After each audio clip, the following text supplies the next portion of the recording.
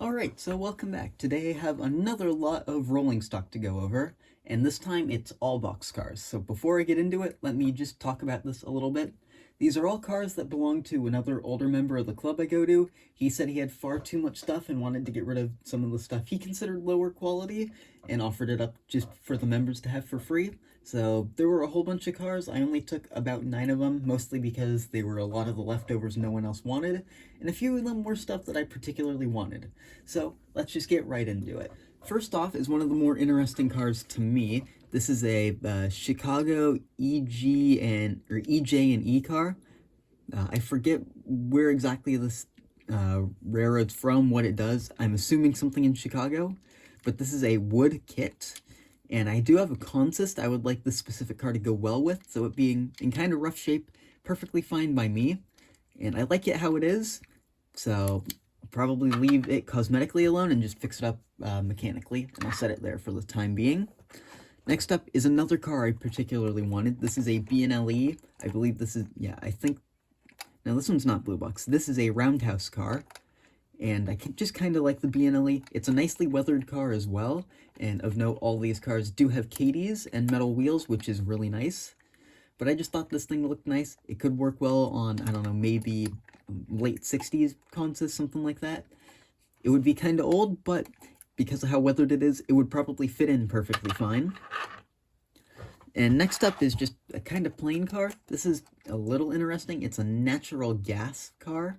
It's got some kind of unusual trucks that I don't like all that much. But yeah, this is just a basic blue box natural gas car. It's a little bit interesting. There's not much more to say about it. Next up, we've got another blue box car. This is a just plain Great Northern box car. I don't think I can say much else about it. It does feel a bit heavier than the natural gas car, which is a little bit interesting. I don't have much Great Northern stuff in my fleet, so it's a welcome addition. Next up is a really interesting car to me. This is a die-cast Varney reefer. This roof is a little bit warped. I have had to glue this roof walk back on already.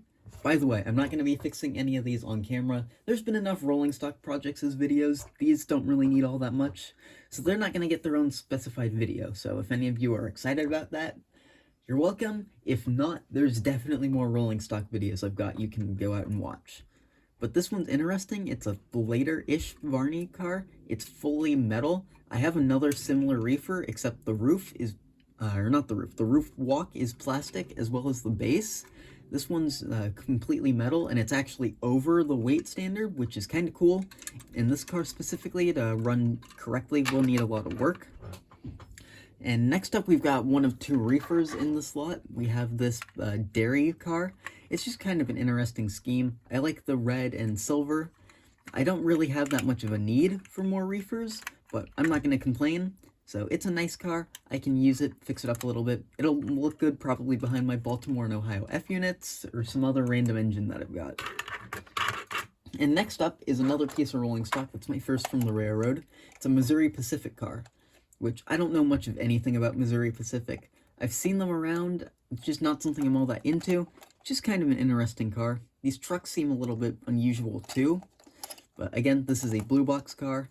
Not much more to note about it specifically. And now we're on to the last two cars. This one is a Pickens Railroad boxcar.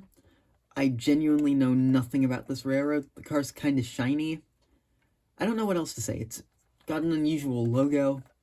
It's an oddball car. I'm considering downgrading this one to just plastic wheels and just having it around as just a nice car for my own personal layout, because a lot of this stuff will get run at the club I'm part of, but this, just because of how it is, it might be one of the ones that gets downgraded and relegated to just my home layout.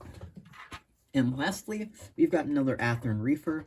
This one is, I don't even know what this company is. Don't know how to say it. I'm not going to try, but this is just a basic brown and orange reefer.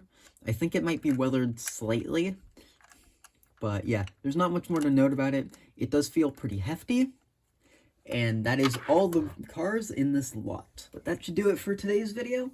And yes, again, these will not be having their own restoration video. I've done enough of that. These will just be worked on off camera.